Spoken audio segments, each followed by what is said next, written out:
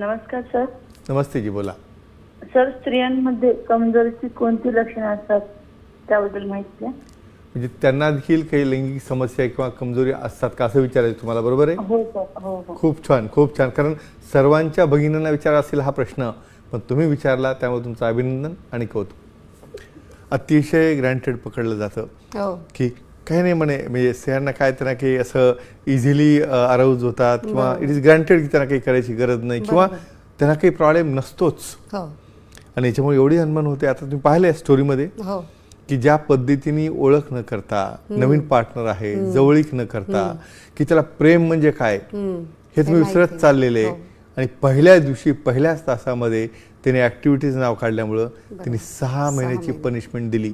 आणि अशा गोष्टी घडतात आणि ते घडू नये म्हणून आपण सांगूया की रिअल या ठिकाणी कशा पद्धतीने स्त्रियांना देखील समस्या असतात. ते फिमेल सेक्शुअल डिस्फंक्शन हा फार मोठा टॉपिक आहे. काय होत असेल बरं त्यांना? अहो, तेही आपल्यासारख्याच पॅरलल अशा व्यक्ती आहेत ज्यांचा रिस्पॉन्स तेवढाच महत्त्वाचा आहे. आनंद काही एकट्यालाच नाही घ्यायचा, आपल्याला दोघांनाही मिळाला पाहिजे ना. अराउजल डिसऑर्डर म्हणजे त्यामध्ये ते इन्व्हॉल्वच होत नाहीत. त्यानंतर डिझायर डिसऑर्डर, इच्छाच होत नाही तयार त्या ठिकाणी.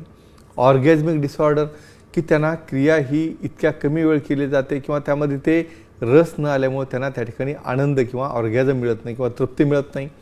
नंतर पेन डिसऑर्डर, बऱ्याच स्त्रियांना काय होतं, बऱ्याचदा स्पाझम असेल पेल्विसचं, काही इन्फेक्शन असेल वजायनल तर पेन व्हायला लागतो.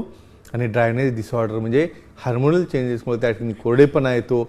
समोरचा पार्टनर ते विचारत नाही किंवा आपल्याकडे ती प्रथा देखील नाही किंवा मला पेन होतो किंवा मला काही लुब्रिकंट लागतं का किंवा ते आणायला पाहिजे का. पहा तुम्ही, जर आनंद घ्यायचा असेल तर दोघांनाही तो मिळाला पाहिजे. म्हणूनच फिमेल सेक्शुअल डिस्फंक्शन देखील असतं, पण तुम्हाला ते ॲक्सेप्ट करणं आवश्यक आहे. आणि नुसतं तुम्हीच नाही, तुमच्या पार्टनरला देखील ॲक्सेप्ट करणं महत्त्वाचं असतं. म्हणजे